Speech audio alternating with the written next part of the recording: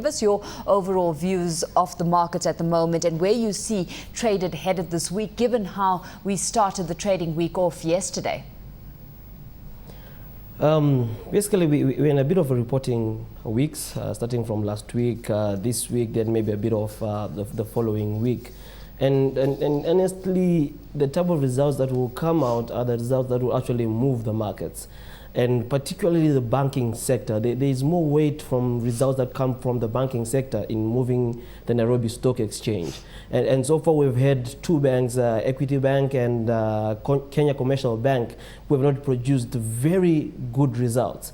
Then the industrial sectors come in with some good results in terms of KPLC, then at the river mining. But these two counters really, if we go down deep into the figures, it's not really something that is sustainable. So going ahead, I think the market will still remain range bound, 3,000, 330, 340, around that area. Let's look at numbers out of Standard Chartered yesterday, because if the market has been impressed with equity and with KCB, they've really got to be impressed with Standard Chartered. The bank showing that January to September pre-tax profit jumped 41%. Once again, it's bucked the trend of near flat growth for Kenya's big banks. How has the market reacted to those numbers?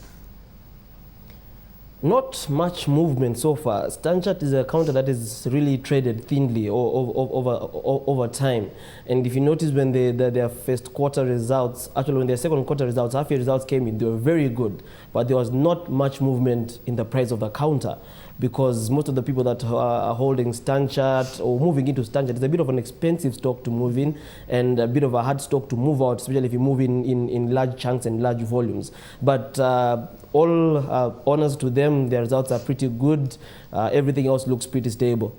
Of course, this was the darling of the banking sector when those first half results came out. Are you convinced of the bank's strategy moving forward? I mean, it's being very conservative in its approach at a time where we've got Equity Bank and KCB being pretty aggressive in pursuing their growth strategies on a regional scale. So what's your view on the strategy that Standard Chartered has adopted in this context? Basically, their strategy has changed a bit, but Standard Chartered for over the years have been mainly into the government securities market, and that's where they normally used to have flat growth. Now they've started to move into the retail market, where they're actually going after deposits and going after giving people loans, and it is working. Their deposits were actually up, and their loans and advancements were actually up. In terms of bad loans and them following the same way as the other banks did last year, we rushed out and just splashed loans everywhere. I think Standard Chartered have a bit of more rigorous process in giving their loans, and their credit side is actually a bit robust than most banks here in Kenya. So their strategy might last if they keep on playing along the same lines for another year or so.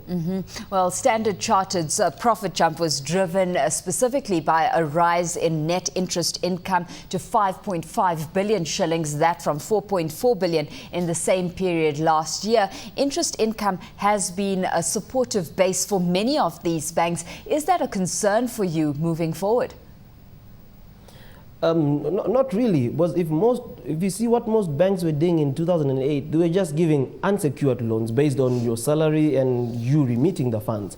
Standard Chartered have another model where actually it's the company that is signing the agreement with the bank to pay back the loan. So they reduce their non-performing loans or the risk nature of the loans that they're giving out. So the interest income might actually continue going up, because another aspect of them is actually people are opening accounts with them.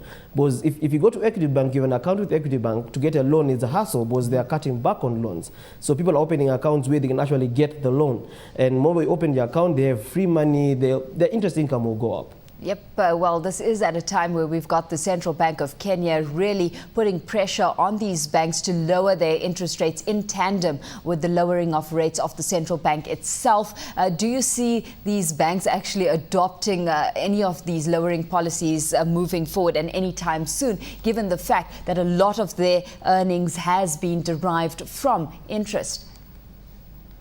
I don't really see any bank reducing their interest, the interest they charge on their loans. If you look at the variables that make them charge those high interest rates, if you look at where inflation is, if you look at the way the economy is going, the risk that the bank has to bear, they have to charge that high interest rates so that they are able to cover themselves. And even Stanchart, who had lowered the interest rates to the lowest around 16%, it was just an offer that actually I think ended on the 31st of October, and they are now back to their 19%, 20%, 21% going forward. So central bank pressure, they really can't do much.